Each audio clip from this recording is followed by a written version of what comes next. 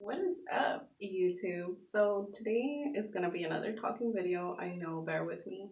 I kind of want to make this video for me and for, those people who are suffering the same mental disorders as I do.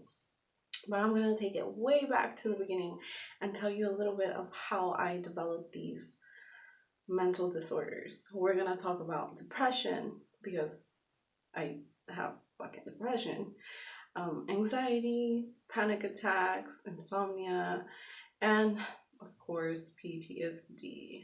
Um, so I'm going to take it to the beginning. The first one I developed was depression.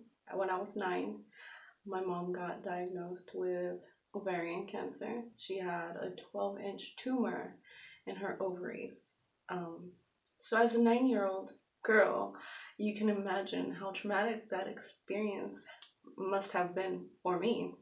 I went through like 7 years of this, of my mom going to chemo, radiation, she trying different treatments, different methods to cure herself, and obviously nothing working. Well, that brought me into a really deep depression. And throughout the years, even after she passed, when she passed away, I just got more and more depressed. During this 7 year of her battle, I also developed anxiety, of course. Like, who wouldn't be anxious,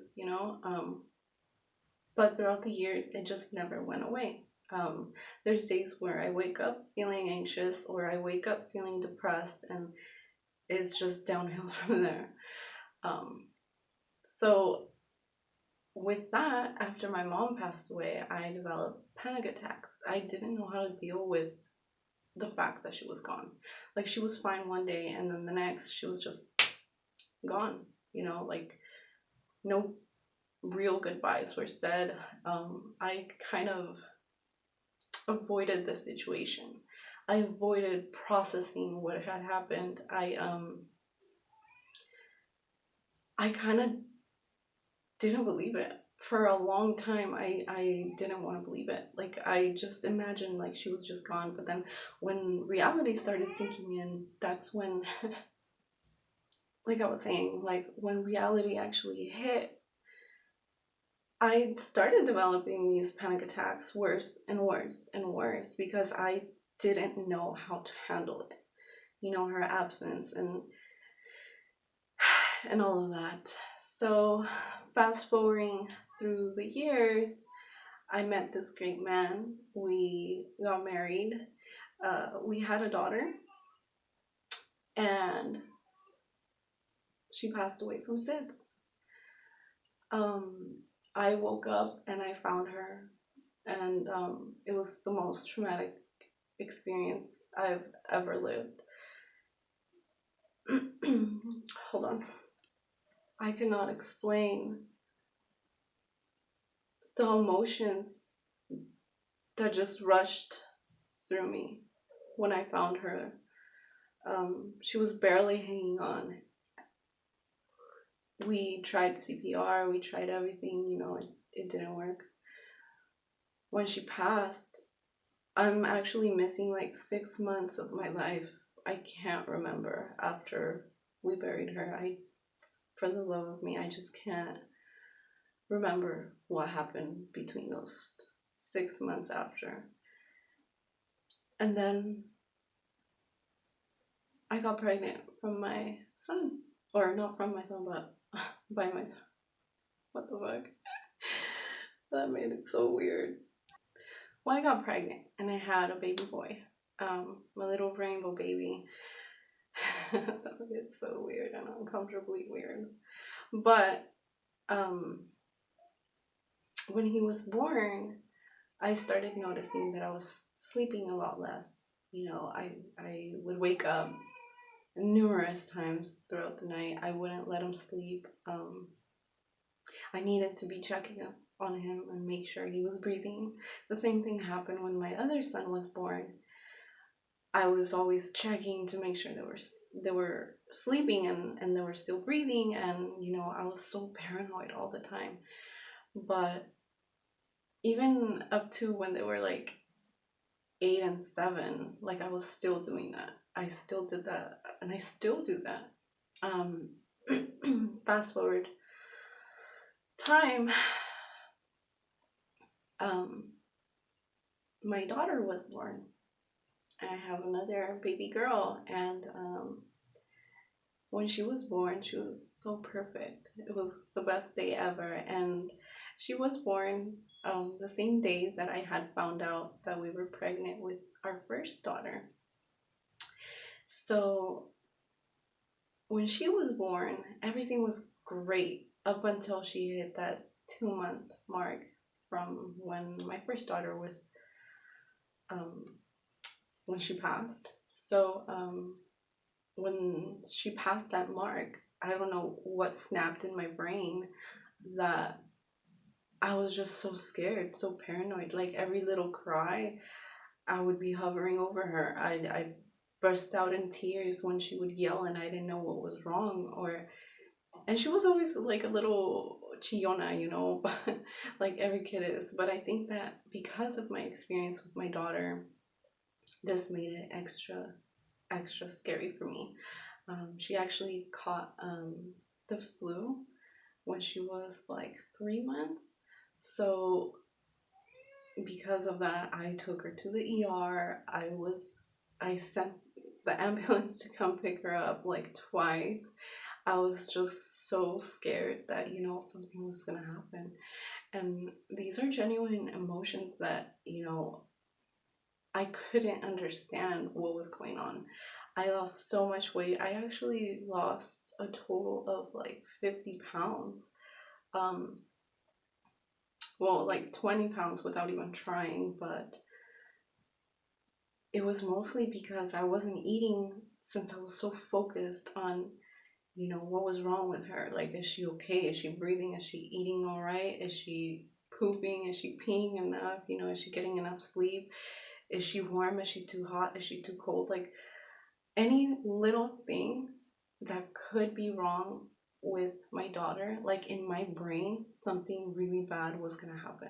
And I needed to address it, or like she could die. And that was just in my mind. And as she got older, it kind of got worse up until she hit like, I want to say 10 to 11 months.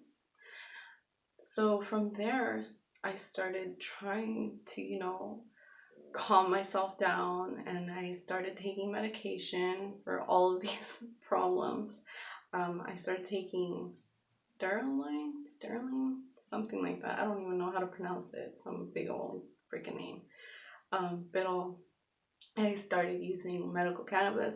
That actually helped me more than the medication did, hands down. I will try to make a video about it later on, but yeah, I actually started gaining weight again. I'm starting to eat again. Obviously, I wasn't trying to lose weight through the whole year. It was just mostly at the beginning, and then it just, like, when I started developing the PTSD, it just kind of got out of hand. There was days I would forget to eat. There was days I would forget to sleep. There was days that, I was just with her and I couldn't let her go. I was so paranoid of having people over. I feel so bad because I know that a lot of people stopped coming because they noticed how uncomfortable I was with the fact that they were around my daughter. Like, it's just very, very bad. Like, estoy loca. I know that, but it's a real issue. It was a real issue that I try to cover it up with like humor and stuff like that, or just not deal with it at all. But it's a real issue that a lot of us have.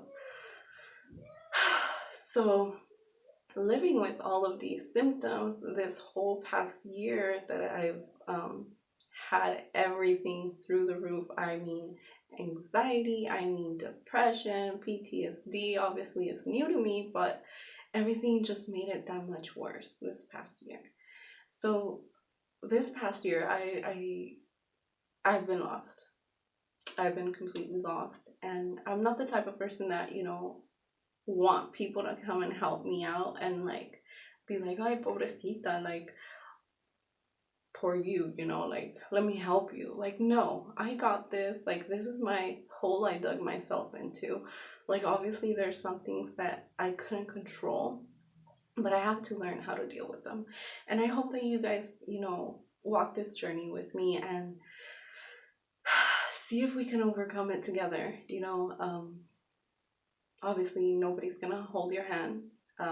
Nobody's gonna walk you through it. There's no secret ingredient to all of this. Like, it's just things that we need to learn that life happens, you know, life happens. And obviously, not everything is like farting rainbows and shitting sparkles, but you know, we gotta learn how to live with it. We need to learn how to deal with it. We need to learn how to process it and move on from it.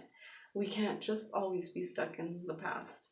So, I hope that this new year I leave all of this shit behind and, you know, try to improve. Obviously, I'm not gonna improve de la noche a la mañana, like that's bullshit, you know, but I'm gonna try my best to slowly get better and slowly, one issue at a time, try to deal with it.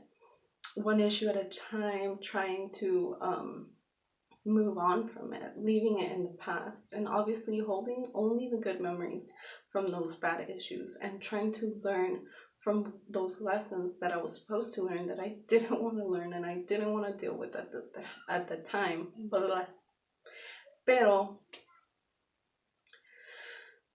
obviously I couldn't do all of this without, you know, the support of my family, of course. Um, but anyways, do you guys have any experiences, or has anybody overcame any of these issues that you can comment abajo and, you know, help a sister out?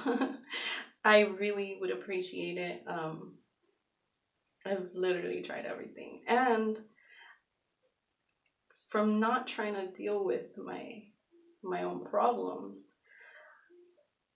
when I wasn't having medication or when I don't have medication, I will be completely honest with you, I do turn to alcohol. And that is my biggest mistake. And it's something that I do need to work on.